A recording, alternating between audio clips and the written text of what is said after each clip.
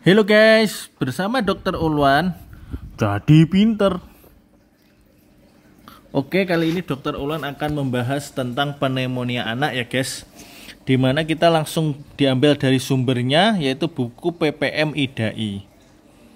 Sebelum kita lanjutkan, jangan lupa subscribe Dokter Ulwan channel dan tekan tombol loncengnya supaya jadi pinter.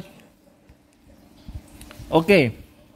Untuk yang pertama, pneumonia itu adalah infeksi akut di parenkim paru, di mana parenkim paru itu meliputi alveolus dan jaringan interstisial. Kemudian pada negara maju 2-4 kasus per 100 anak per tahun. Jika pada negara berkembang itu 10-20 kasus per 100 anak per tahun. Kemudian bisa terjadi kematian 5 juta anak per tahun.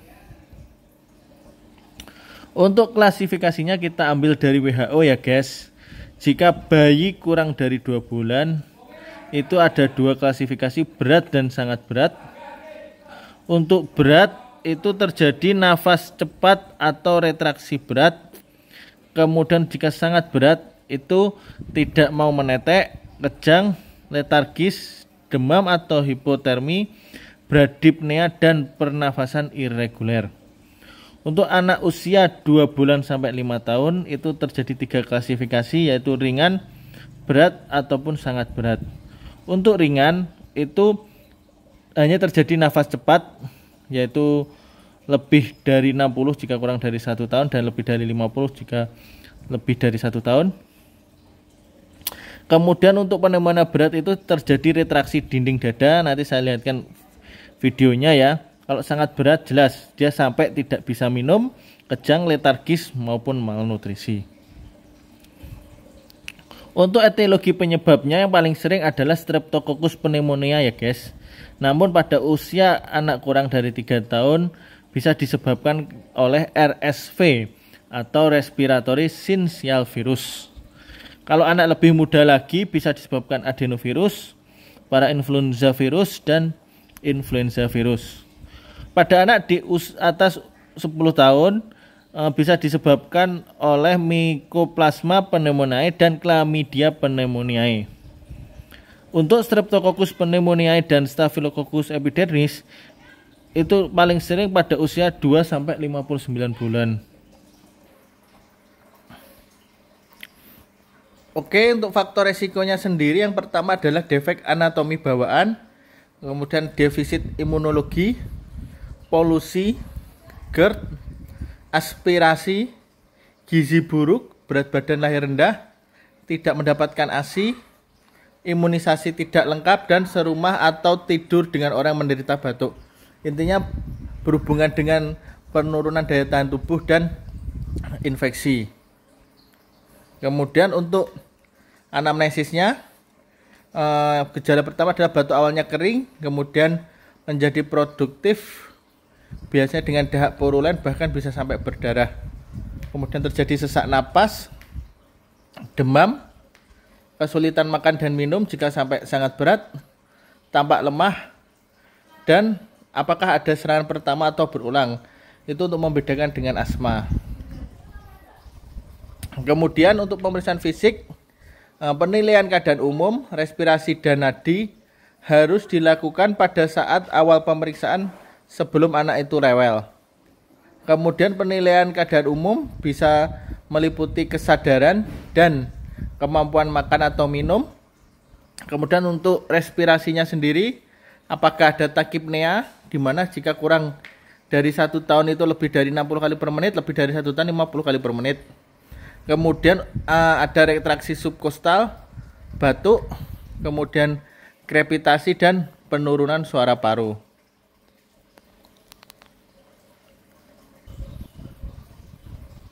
Jadi ini adalah retraksi interkostal dan subkostal. Which you can see being demonstrated on this baby as an example of when the abdominal muscle significantly contracts and reveals the edges of the rib.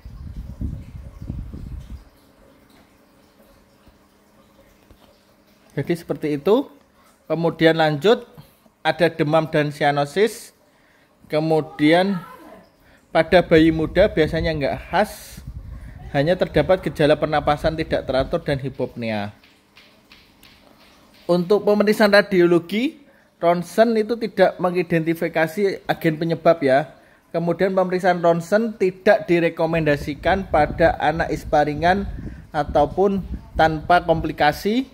Kemudian pemeriksaan ronsen direkomendasikan pada penderita yang rawat inap atau klinisnya membingungkan. Kemudian ronsen follow up dilakukan pada kolaps lobus, kecurigaan terjadinya komplikasi, pada pneumonia berat, gejala yang memburuk dan tidak respon terhadap antibiotik. Oke, untuk laboratorium dilihat jumlah leukosit dan hitung jenis leukositnya ya untuk melihat ada tanda-tanda infeksi. Kemudian dilakukan kultur dan pewarnaan gram itu untuk melihat dari jenis infeksinya itu sendiri. Dia direkomendasikan pada pneumonia berat dan tidak direkomendasikan pada pasien rawat jalan. Kemudian jika ada efusi pleura, dilakukan fungsi dari pleura dan dilakukan pemeriksaan makroskopis serta deteksi antigen bakteri. Kemudian dilakukan uji tuberkulin jika ada riwayat kontak dengan pasien TB dewasa, dan yang terakhir dilakukan pemeriksaan C-reaktif protein atau CRP dan juga LED. Untuk tata laksananya yang pertama yaitu kriteria rawat inap. Untuk yang pertama, bayi kurang dari 1 tahun, saturasi oksigennya kurang dari 92%, disertai sianosis, kemudian frekuensi napas lebih dari 60 kali per menit, kemudian ada distress pernapasan, apnea, intermiten dan juga grunting, kemudian anak tidak mau minum atau menetek, apalagi pada penuh sangat berat, kemudian keluarga tidak bisa merawat di rumah. Untuk anak lebih dari 1 tahun, yang pertama saturasi oksigen kurang dari 92%, frekuensi napas lebih dari 50 kali per menit, kemudian distress pernapasan, apnea, intermiten atau grunting, terdapat tanda dehidrasi, dan keluarga tidak dapat merawat di rumah.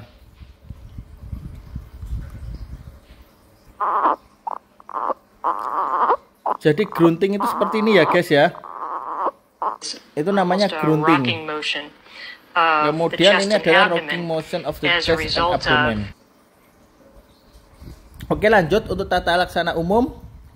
Jika saturasi oksigen kurang dari 92%, diberikan terapi oksigen dengan kanul nasal, headbox atau sungkup untuk mempertahankan saturasi oksigen lebih dari 92%. Kemudian untuk pneumonia berat atau asupan oral kurang, diberikan cairan intravena dan balans cairan ketat. Kemudian diberikan antipiretik dan analgetik untuk menjaga kenyamanan pasien dan mengontrol batuk. Kemudian nebulisasi B2 agonis untuk memperbaiki mucociliary clearance.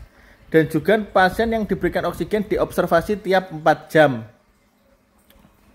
Untuk pemberian antibiotik sendiri, yang pertama adalah amoksisilin sebagai pilihan pertama pada anak usia kurang dari 5 tahun dan pada anak pneumonia yang disebabkan oleh bakteri Streptococcus pneumoniae. Untuk makrolid seperti azitromisin, clarithromycin atau azitromisin diberikan pada anak pneumonia disebabkan oleh Mycoplasma pneumoniae atau Clostridium pneumoniae dan terapi empiris pada pneumonia di atas usia 5 tahun. Kemudian jika terdapat Staphylococcus aureus sebagai penyebab, diberikan makrolid atau kombinasi flucloxacin dengan amoksisilin. Untuk antibiotik intravena seperti ampicillin dan chloramphenicol, CO Amoklav, ceftriaxone, cefurotaxim dan cefotaxim diberikan jika tidak bisa minum oral atau pneumonia yang sangat berat. Antibiotik untuk community acquired pneumonia itu adalah yang pertama pada usia neonatus sampai 2 bulan itu diberikan ampicillin plus gentamicin. Kemudian kalau lebih dari 2 bulan untuk lini pertamanya diberikan ampicillin, namun kalau tidak membaik selama 3 hari bisa ditambahkan chloramphenicol. Untuk lini keduanya bisa diberikan ceftriaxone. Kemudian untuk pada pasien yang disertai distres penapasan atau distres penapasan berat bisa diberikan NGT. Namun diingat NGT dapat menekan pernapasan pada bayi dan anak. Maka dari itu jika memang sangat dibutuhkan digunakan ukuran yang terkecil. Kemudian perlu balance cairan ketat agar tidak overdehidrasi karena pneumonia berat terjadi peningkatan sekresi hormon diuretik. Untuk kriteria pulang sendiri, yang pertama jika gejala dan tanda pneumonia hilang, kemudian asupan per oral adekuat, pemberian antibiotik dapat diteruskan di rumah atau lewat oral, kemudian kondisi rumah memungkinkan untuk terapi lanjutan. Oke, mungkin sekian penjelasan dari saya, Dr. Ulwan. Kurang lebihnya saya mohon maaf. Assalamualaikum warahmatullahi wabarakatuh.